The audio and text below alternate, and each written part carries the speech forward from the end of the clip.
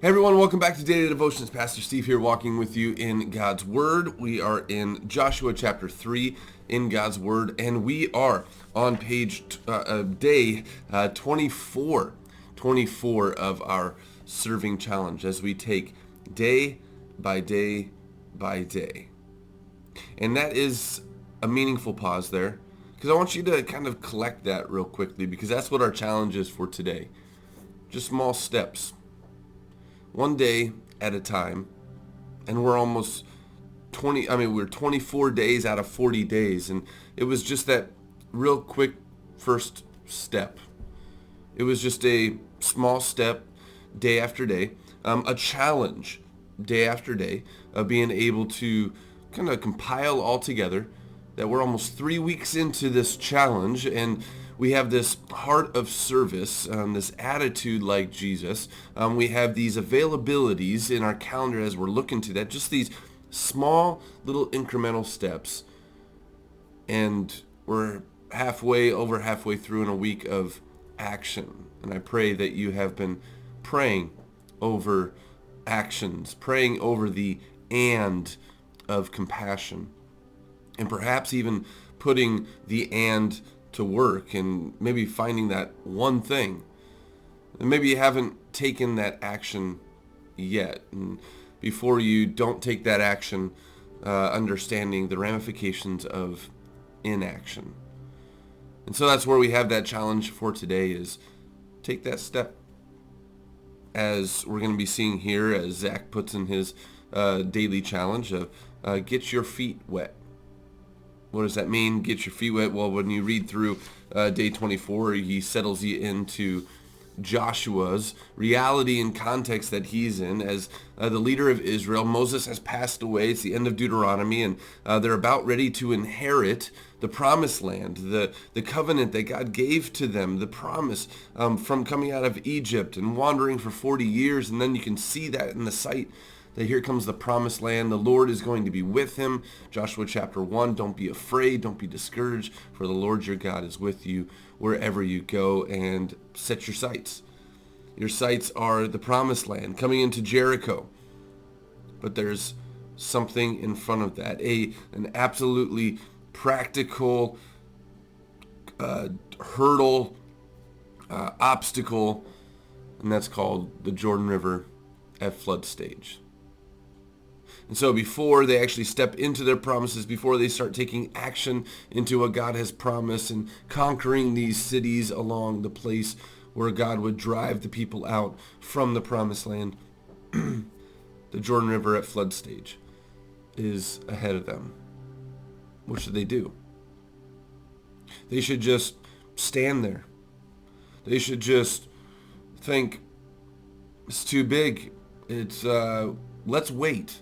Let's wait when it isn't flood stage. Let's wait the months ahead so that we don't have to actually walk through this obstacle of the Jordan River being 50 times the width and the understanding of flood stage at the Jordan River. So let's just take inaction rather than action.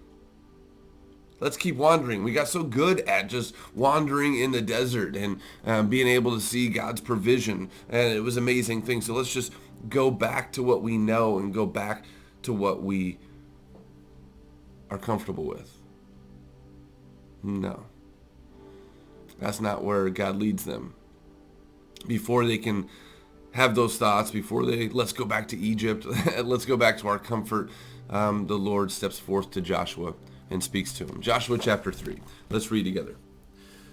Early in the morning, Joshua and all the Israelites set out from Shittim and went to the Jordan, where they camped before crossing over. After 3 days, the officers went throughout the camp, giving orders to the people. When you see the Ark of the Covenant, the presence of God, of the Lord your God, and the priests who are Levites carrying it, you are to move out from your positions and follow it. Then you will know which way to go, since you have never been this way before. But keep a distance of about 1,000 yards between you and the ark. Do not go near it. Presence of God in the Ark of the Covenant. But here's their instructions, right? As it goes before you, as the presence of God goes before you, follow it. You've never been to this place. You've never taken these steps before. But trust that the Ark of the Covenant is going to go before you. God is going to go before you, and you just follow it. He's going to take you to the place where you need to be. So Joshua told the people in verse 5, consecrate yourselves, for tomorrow the Lord will do amazing things among you. Joshua said to the priests, take up the Ark of the Covenant and pass on ahead of the people. So they took it up and went ahead of them. And the Lord said to Joshua, here's kind of this affirmation of Joshua's leader, today I will begin to exalt you in the eyes of all Israel, so that they may know that I am with you as I was with Moses. Tell the priests who carry the Ark of the Covenant, when you reach the edge of the Jordan's waters, go and stand in the river. Joshua said to the Israelites, come here and listen to the words of the Lord your God. This is how you will know that the living God is among you, and that he will certainly drive out before you the Canaanites, Hittites, Hivites, Perizzites, Girgashites, Amorites, and Jebusites. See, behold, the Ark of the Covenant of the Lord of all the earth will go into the Jordan ahead of you. Now then, choose 12 men from the tribes of Israel, one from each tribe. And as soon as the priests who carry the Ark of the Covenant of the Lord of all the earth, set foot in the Jordan, its waters flowing downstream will be cut off and stand up in a heap. So when the people broke camp to cross the Jordan, don't want to pass that by too quickly, real quick, right? The Ark goes before them. So when they took action, right? They heard the words, and then they put them into action. So when the people broke camp to cross the Jordan, the priests carrying the Ark of the Covenant went ahead of them. Now the Jordan is at flood stage, all during harvest. Yet as soon as the priests who carried the ark reached the Jordan and their feet touched the water's edge, the water from upstream stopped flowing. It piled up in a heap in a great distance away at a town called Adam in the vicinity of Zarethan, while the water flowing down to the sea of the Arabah, the Salt Sea, the Dead Sea, was completely cut off. So the people crossed over opposite Jericho. The priests who carried the Ark of the Covenant of the Lord stood firm on the dry ground in the middle of the Jordan, while all Israel passed by until the whole nation had completed the crossing on dry ground. Hearing the word of the Lord, following his presence, he goes before us. And that's something that we've captured in these last couple of years as well.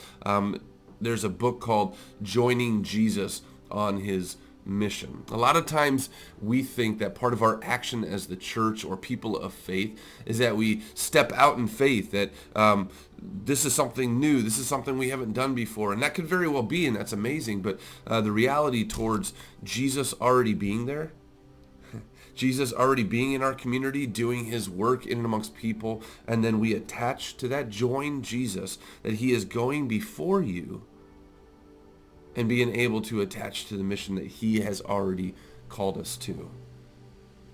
Matthew chapter 28, go therefore and make disciples of all nations. Baptize them, teach them, walk with them, be with them. It's a pretty big vision and a big mission. But here's the reality. God goes before you. God is already at work. Jesus brings you to the places that he has in mind to be able to bring the gospel and the good news into the people around you, your circle. So what a great challenge we have today. It's simple, right? Page 147, it says, choose an idea from the serving suggestions appendix, which is at the back of your book, right? And do it today. Take action, a small step. Do it today. There's so many opportunities in that appendix. Or the thing that you've been praying over in these last days. Do it. Get your feet wet. Take that small step knowing that before, pray over it. God, go before me. Because as God goes before us, amazing things can happen. Just as Joshua said, hey, you're going to see amazing things that God is doing today. When you take action to serve others, when you take action from prayer time and God leading you, God going before you, and you attach to his action and to his serving that he's calling you to, great things. First and foremost, joy wells up inside of you because you're just attached to what God is doing. So what a great little challenge today. Take a step. Take a step from prayer to action, from thoughts, from compassion to action, from a thinking, an idea, a suggestion in the appendix. Take action today. Take the small step and serve the Lord as you serve others. I can't guarantee you, but I know as we take that small step, it's exciting. It's a step of faith. It's a step of serving. It's a step of walking in the calling God has you for as a Christian, to go take action. Get your feet wet. Have a blessed day.